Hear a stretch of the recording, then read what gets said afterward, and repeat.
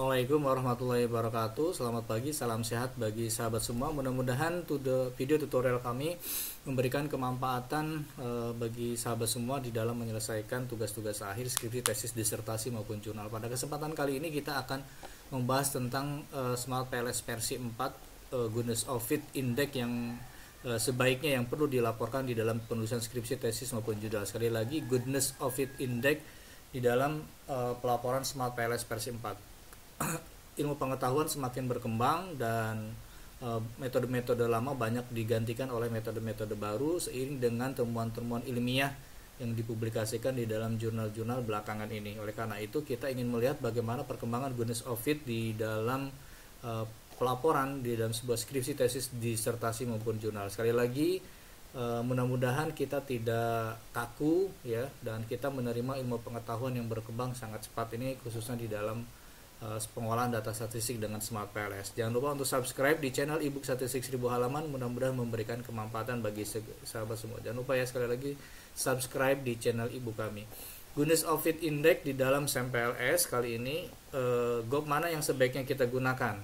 Oke, sebelum membahas tentang Goodness of Fit Index, maka di dalam model pengukuran yang sebaiknya kita laporkan adalah outer loading minimum 0,60 atau 0,70, korba alpha, composite reliability, rho A, validitas konvergen AV, validitas diskriminan, HTMT, Fortnite dan Laker ya. Kemudian satunya lagi cross loading, ada yang dipakai atau ada juga tidak, itu tentatif ya. Cross loading jurnalnya tahun 70-an ya, sedangkan HTMT jurnal tahun 2016-an, Fortnite dan Laker jurnal tahun 81. Jadi kita lebih prefer untuk merekomendasikan menggunakan HTMT. Kemudian model strukturalnya kita awali dengan uji multikolinier dulu antar variabel dengan inner FEF, kemudian uji hipotesis ada pengaruh langsung dari efek, moderasi maupun uji mediasi, kemudian F-square. Jadi ada 7 komponen yang merupakan standar yang perlu dilaporkan di dalam skripsi, tesis maupun disertasi. Oke, bagaimana dengan Goodness of Fit Index-nya? Kalau tesis disertasi di Indonesia, Goodness of Fit Index-nya hanya melaporkan R-square dan Q-square saja, maka kualitasnya jadul. Itu adalah kualitas tahun 2010. Sekali lagi, kalau misalnya suatu disertasi ya, saya melihat disertasi di universitas negeri di Indonesia itu hanya melaporkan R-square dan Q-square saja, maka kualitasnya sama dengan tahun 2010. Artinya kampusnya nggak update ilmu pengetahuan, padahal ilmu pengetahuan sudah berkembang sangat cepat. Jadi kalau hanya melaporkan R-square dan Q-square saja, itu sama dengan zaman Flintstone. 14 tahun yang lalu ilmu pengetahuan itu hanya melaporkan R-square dan Q-square saja, SAM PLS. Tapi belakangan ini R-square dan Q-square saja tidak cukup untuk dilaporkan untuk mengatakan bahwa SAM PLS sebagai aliran prediksi itu dilaporkan ya, menunjukkan model baik. Tetapi semakin berkembang ilmu pengetahuan, oleh karena itu maka selain R-square dan Q-square juga harus dilaporkan yang lainnya. Oke ya, kita akan melihat dari literatur ya. Karena kami biasa memberikan presentasi itu dengan literatur. Assessment of Goodness of Fit. Bagaimana dari literatur? Ini tulisan ditulis oleh Profesor Ramayah dari Malaysia. Profesor Ramayah menulis ini ketika Smart PLS 3 masih berkembang di dunia ini. Maka di judulnya adalah Goodness of Fit Index menggunakan Smart PLS versi 3. Oke, sebagaimana kita ketahui bahwa SAM PLS itu adalah SAM statistik aliran prediksi. Sekali lagi, SAM PLS itu adalah aliran prediksi. Oke, SAM PLS itu adalah SAM statistik aliran prediksi. Oke, beda dengan SAM covariant yang mereka alirannya adalah konfirmatori. Oleh karena itu, maka para ahli dan akademisi berusaha untuk mengembangkan bahwa SAM PLS ini memiliki goodness of fit, ya, kecocokan yang baik lah kira-kira seperti itu. Nah, yang pertama menurut Profesor Ramayah ya, di dalam Smart PLS versi 3 dulu tuh ada SRMR. SMR ini dilaporkan nilainya 0,08 lebih baik, 0,08 sampai 0,10 itu menunjukkan model masih bisa diterima ya. Referensinya dari Hu and Bendler, kemudian dikutip oleh Sarah Hamelah tahun 2003. Kemudian Exact Fit dikembangkan. Ada DLS dari Square Euclidean dan DG, Geodesic Distance. Kemudian dikembangkan lagi Norm Fit Index ya, atau Bonnet and Bonnet Index ya, NFI. Ini dari Risler dan Amos diambil ke sini NFI. Oke, kemudian nilainya di atas 0,90. Kemudian Chi-square dan degree of freedom dimasukkan. Kemudian RMS theta ini dimasukkan tahun 2000 16 sampai 2020-an. RMS theta dimasukkan nih, RMS theta dimasukkan. Terus para ahli mengembangkan ilmu pengetahuan bagaimana sebenarnya untuk mengukur bahwa model kita memiliki prediksi yang baik, ya. Ini summary-nya. SRMR di bawah 0,08, DG G dan DG ULS, ya. Ini dia nilainya. Kemudian RMS theta nilainya 0,12 sampai 0,14. Kemudian norm fit index NFI di atas 0,90. Ini baru tahun 2020 sampai 2016 sampai 2020. Jadi ukuran-ukuran ini kemudian berkembang dengan munculnya Smart PLS versi 4 yang akhirnya beberapa ukuran itu hilang dan tidak digunakan lagi. Ya, beberapa hilang dan tidak digunakan lagi. Ya, seperti RMS theta ini tidak digunakan lagi. DG ini masih ada tapi jarang digunakan di dalam literatur. Oke, kita ingin melihat bagaimana Haier melaporkan. Ya, Haier melaporkan tahun 2019. Haier menulis suatu when to use and how to report the result of PLSM. Ini judulnya jelas banget dari Haier. When to use, kapan pakai dan bagaimana menggunakan PLSM. Di sini ada ukuran-ukuran statistik yang perlu dilaporkan di dalam model pengukuran reflektif formatif, kemudian model strukturalnya, dan juga goodness of fit-nya. Apa saja yang dipakai? R-square, chi-square, dan PLS predict dimasukkan di dalam sini. PLS predict dimasukkan di dalam ukuran goodness of fit, kecocokan sebagai model prediksi. Ya, goodness of fit itu ada di mana sih? Ini tulisan di smartpls.com, ya, menjelaskan tentang goodness of fit dari PLS predict di sini. PLS predict. Bagaimana sih cara pakainya PLS predict? Cara pakainya mudah, ada di ebook saya. Cuman membandingkan antara model PLSM dengan LM linear model atau regresi linear. Kemudian di run, kemudian dibandingkan RMSE dan MAE-nya, root mean square error dan MAE-nya, mean absolute error. Karena SAM PLS itu aliran prediksi, sekali lagi, maka digunakanlah ukuran-ukuran terbaru untuk mengatakan apakah model kita memiliki prediksi yang baik atau daya prediksi minimum medium sampai dengan tinggi, ya, maka digunakanlah ukuran disebut root mean square error. Root mean square error itu adalah error prediksi. Error prediksinya harus lebih rendah dibandingkan pembanding benchmarknya, LM.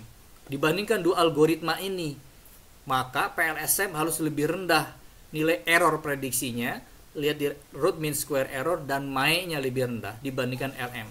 Nah, di dalam contoh ini kita lihat beberapa ukuran, ya, 1, 2, 3, 4, 5, 6, 7, 8, 9, 10, 11, 12, 13. 1, 2, 3, 4, 5, 6, 7, 8, 9. Jadi 13 yang hitam, tadi 8 atau 9 yang merah. Berarti model contoh di dalam ebook saya ini, kekuatan PLS prediknya itu adalah medium atau moderat atau sedang, kira-kira seperti itu. Kalau seluruhnya RMS MAE-nya PLSM lebih rendah daripada LM, maka memiliki kekuatan prediksi tinggi, high predictive power. Jadi kita PLS predik ini dimasukkan di dalam laporan kita. Kenapa? Karena ada referensinya. Ini when to use yang ditulis oleh Haier, PLS predik wajib dimasukkan ini. Jadi PLS predik ini adalah ukuran untuk memperbaiki R-square sebenarnya. Oke ya, kemudian yang kedua kita lanjutkan lagi. Apalagi ukuran yang harus digunakan di dalam SAM PLS? Improving PLSM Use for Business Marketing Research, ditulis tahun 2023. Apa saja yang perlu dilaporkan? Di dalam jurnal ini sangat jelas sekali. Ya, ini perkembangan SAM PLS sangat banyak digunakan, 2020 sangat banyak sekali perkembangannya. Kemudian di sini yang perlu dilaporkan apa saja katanya. Di dalam model pengukuran ini, ya. Kemudian kita tertarik untuk goodness of fit-nya. Nah, goodness of fit-nya apa saja? Ini. Di sini disebutkan report blind boarding chi-square criteria out of sample prediksi PLS predict. Kemudian CVFAT, kemudian SRMR. Ya, goodness of fit index to assess model fit masih dilaporkan. Perkembangannya sampai tahun 2020 ini masih ada yang melaporkan. Oke ya, jadi kira-kira apa nih goodness of fit yang perlu dilaporkan? Menurut jurnal ini kira-kira ada beberapa. Yang pertama adalah SRMR, kedua goodness of fit index Hensler, kemudian CVFAT, kemudian PLS predict, kemudian R kuadrat, kemudian chi-square blindfolding. Oke. CPFAT. Ini jurnal aslinya ditulis oleh Lingerad. Satu lagi jurnal ditulis oleh Sharma. Saya nggak punya nih, belum ketemu.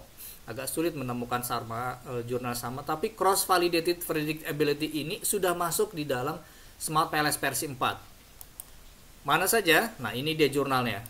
Ini referensi atau tulisan tentang CVFAT di dalam CVFAT ini bukan ya?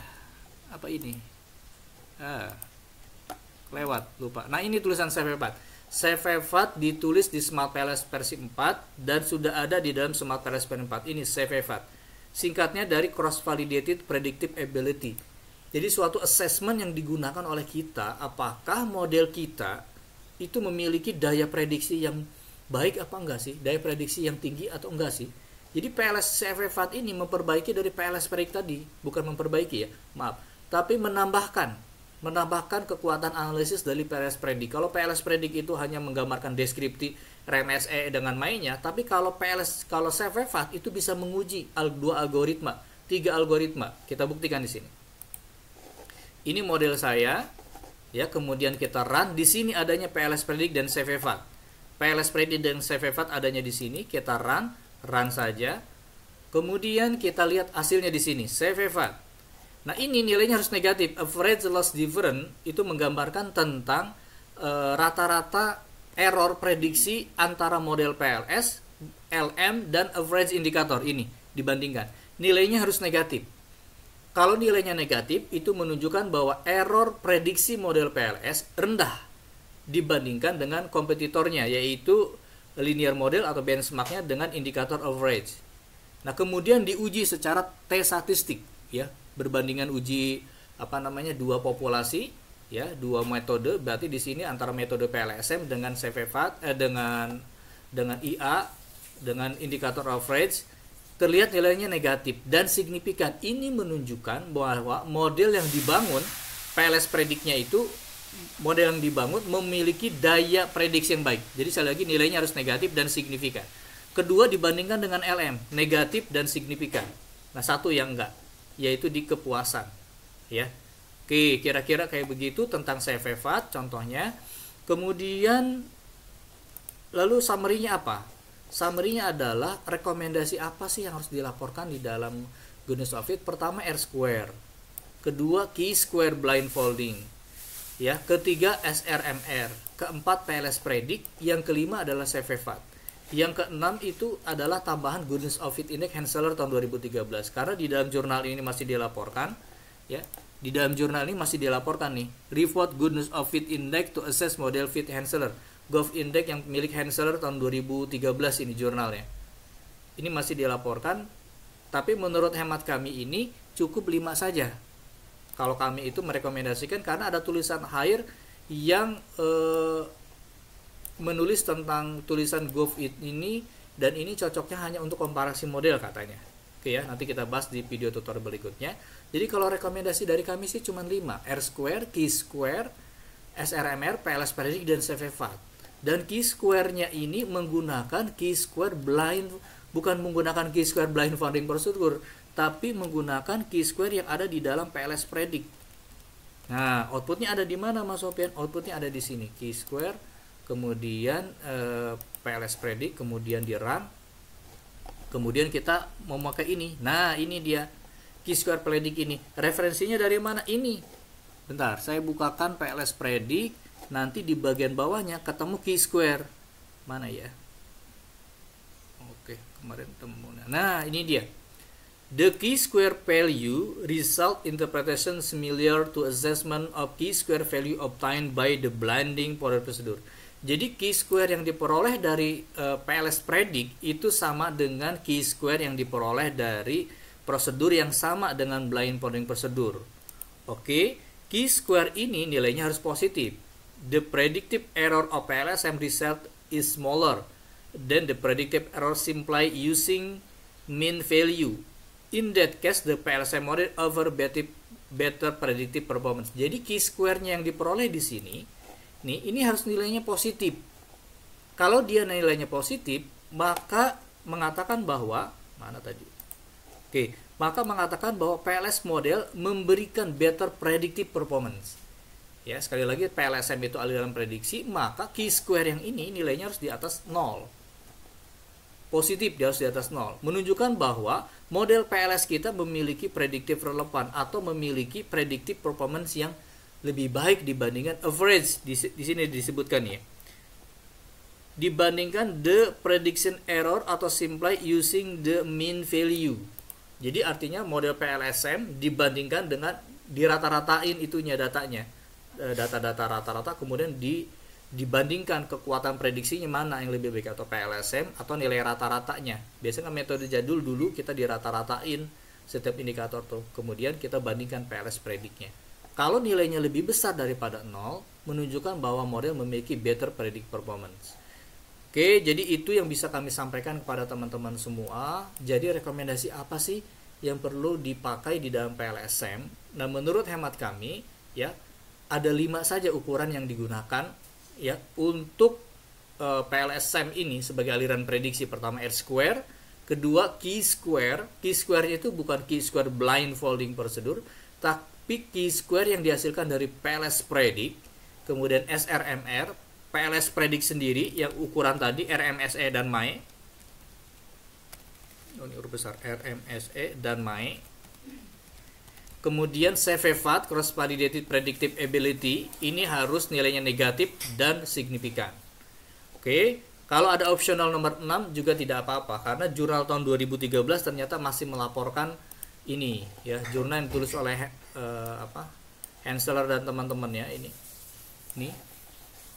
Guter, Ringler dan teman-teman, ini tahun 2013 masih di Elsevier masih melaporkan tentang goodness of fit ini ya. Oke, itu bisa yang saya sampaikan pada teman-teman. Mudah-mudahan memberikan kemanfaatan. Mudah-mudahan kita nggak jadul lagi, ilmu pengetahuan sudah berkembang, apalagi kualitas disertasi. Kalau hanya melaporkan R-square sama K-square saja, berarti kampusnya tertinggal 14 tahun lamanya, tidak mengadopsi ilmu pengetahuan. Ada di kampus negeri yang masih melaporkan R-square dan K-square saja seukuran disertasi, apalagi tahun 2010. Oke, mudah-mudahan kita semua, sahabat-sahabat semua, semakin berkembang ilmu pengetahuannya dan kualitas hasil penelitian di Indonesia juga semakin baik. Mau olah data sendiri, kami sudah menyediakan e-book statistik setebal 1800 halaman. Mudah-mudahan memberikan kemanfaatan bagi sahabat-sahabat semuanya.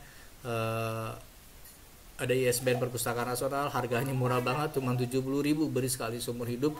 Mudah-mudahan memberikan kemanfaatan. Terima kasih. Wassalamualaikum warahmatullahi wabarakatuh. Mudah-mudahan bermanfaat.